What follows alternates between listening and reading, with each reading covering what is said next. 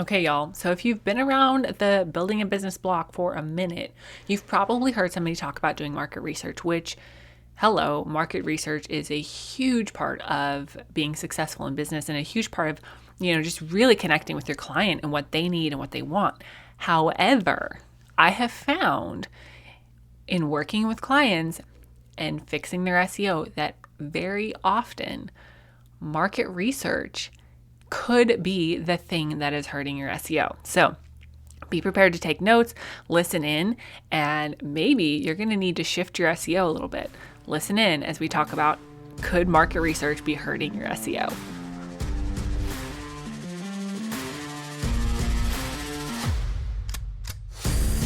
Hey there, fellow entrepreneur. Welcome to Simple SEO and Marketing with me, Faith Hannon. Do you want to grow your business with organic marketing and finally feel like you can understand SEO?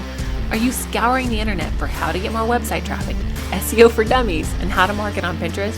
Have you tried to grow your business with SEO and blogging only to get frustrated and quit because it's overwhelming and too time consuming?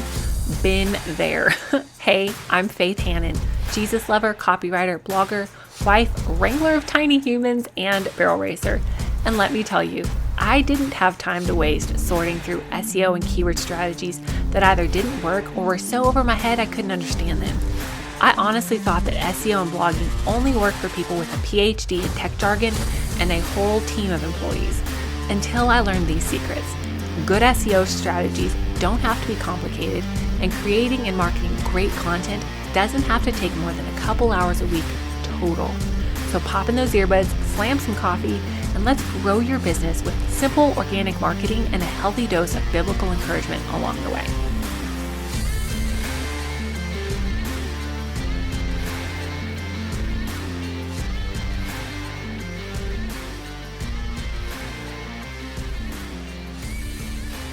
So before we jump in, I want to talk to y'all a little bit about this course that is coming at you January 5th. So I just finished recording a module on Google Analytics, SEO, and doing your own keyword research because, hello, that's muy importante for organic traffic, right? But the fun things that I've included in this course is like how to use Google Analytics without losing your mind. Because if you're like me, Google Analytics is not actually fun. Yes, you heard that. Google Analytics is not fun for me. Not my fave McFave part of my month. However, it's absolutely necessary to know what to look at in Google Analytics and how to use it without losing your mind or wanting to cry or punch something to track your growth, right? Because if what you're not tracking, you can't improve. So that's fun. I just recorded that module and got the templates for tracking that inside of my course, the Organic Marketing Framework, which BT dubs. If you're not on the waitlist for that, why aren't you? The waitlisters, y'all get $50 off, $50 off, an already steal of a price, and y'all get extra, like a group coaching session with me, group coaching for keywords. So if you're not on the wait list, get on the wait list. And if you're still kind of on the fence about whether this will be a good fit for you and your business, then jump into the Get More Leads Bootcamp, where I'm going to walk you through some of the framework. You're actually going to learn something. It's not just a hour-long pitch and waste of your time. And people who are on that call live are going to be picked from the audience to do keyword research. Like, you might actually get some of your keywords figured out for free if you are live in the bootcamp. But those links are in the show notes, so make sure that you are signed up for one or both of those things. And we're going to dive into today's topic of, could your market research be hurting your SEO? So background here. So often when I sit down to do an SEO coaching call, a keyword research coaching call with a client, we start off our conversation and, I have them fill out an intake form and they have an idea of what they think their keywords are. We know what their content buckets are and they're like, hey, I think these are my keywords, which is amazing. Like, I want you to have some starting point. But so often they'll be like, hey, this is what my people are saying. So this is what my keywords are.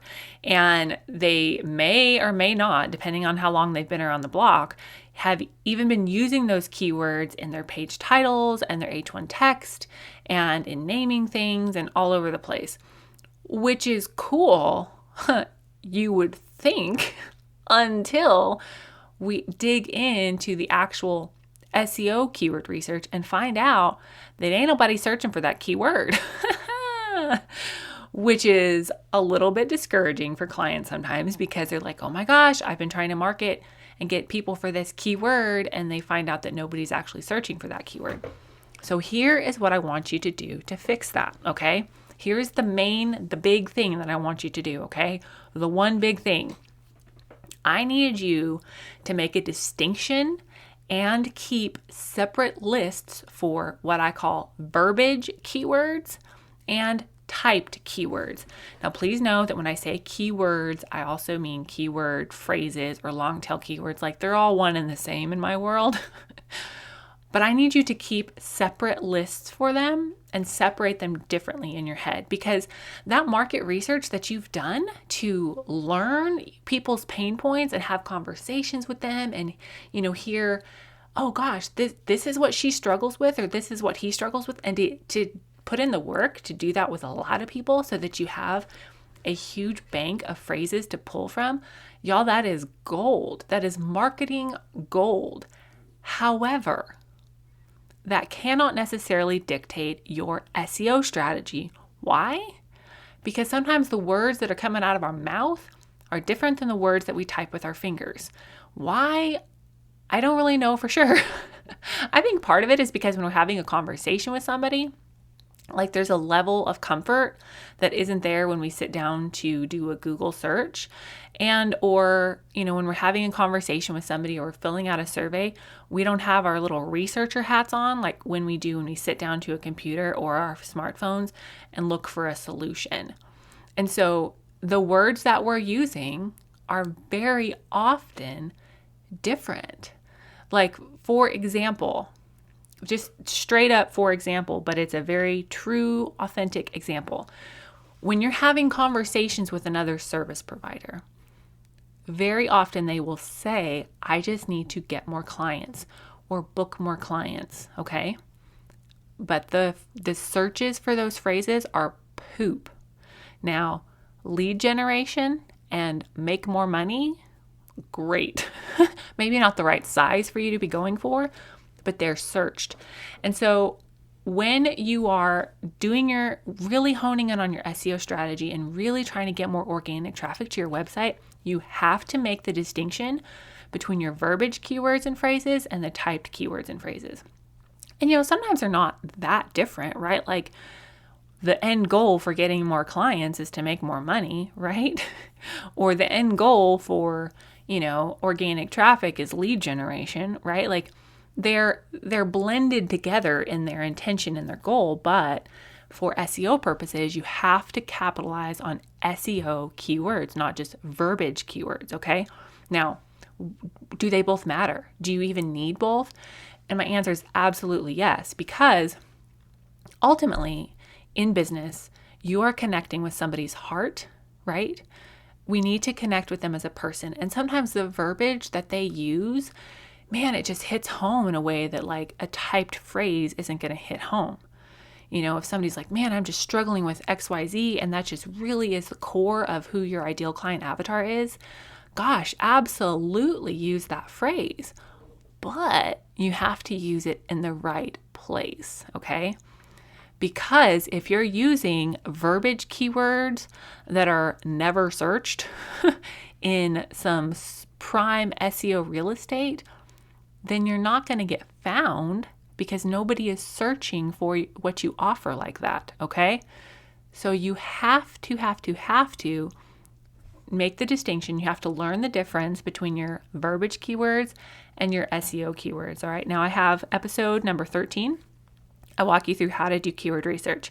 Episode 40, I walk you through what to do with your keywords after you found them. And episode 44, I've got more stuff on how to find your top 3 keywords. Like, y'all scroll back through here, listen to a bunch of episodes on keyword research, but know that you do have to make the distinction, okay? Now, your verbiage keywords, absolutely important. They just don't need to be in your H1 text or your page titles, okay? They need to be where people are going to see them and connect with them, and that's going to hit home. Absolutely, but they need to be in places that don't carry a lot of SEO weight, all right? And I know that just, quote, making the distinction between your verbiage keywords and your SEO keywords seems almost too simple to help, but really and truly, it does make a huge difference, because then you know, oh, this is something they say, but not necessarily something that they search. And it'll just take a lot of the confusion out for you, for your team, and for your audience, and obviously help boost your SEO because you're putting the right keywords, the right type of keywords in the right places. And if you're like, oh my gosh, Faith, just tell me what my keywords are, help me, then go ahead and book an SEO strategy coaching call, because I'm almost out of those spots through the end of this year and halfway through January. I think I have to look at my books again, but I think I have 2, maybe 3 spots left, and I am all discovery called out for the rest of the year. So if you're thinking about getting a coaching call, book that stat before they fill up, and make sure that you're on the wait list or sign up for the boot camp, because y'all, this course on the organic marketing framework is just going to set you up for so much success and help you really truly learn to get leads using blogging, SEO, and website strategy for yourself. And it'll teach you how to do it, right? Like I can do it for you, and that's fine, but I really want to empower you to be able to do it yourself and save thousands of dollars, and who knows how many hours that it took me to figure it all out, and all of the bajillion mistakes I made along the way, because I want you to get the leads and to be able to connect with your people that God has for you to serve. And I want it to be sustainable for you. And I want you to have the confidence to know that you're doing the right things to market your business. So grab a coaching call if you want, but make sure that you are signed up for the wait list for the course and or the boot camp, okay? Y'all be blessed. I'll talk to you Friday, and just have a good rest of your day. Thank you so much for listening in today. Hopefully this episode gave you some really tangible tips for better SEO and marketing to get more leads and more sales from your website. If it did, can I ask you a quick favor? Would you please share this episode with a friend, and then just take 10 seconds and go leave a written review on Apple Podcasts. That is the very best way to help more Jesus-loving entrepreneurs scale their businesses so that they can help more people with their gifts and make an even bigger impact for the kingdom of God. And guess what? We now have a Facebook community where we can learn, hang out, and laugh. Go join the Facebook group now. It's linked in the show notes. And all the other things, courses, coaching, and copywriting, can be found at my website, faithhannon.com. Until next time, God bless, and I'll talk to you soon.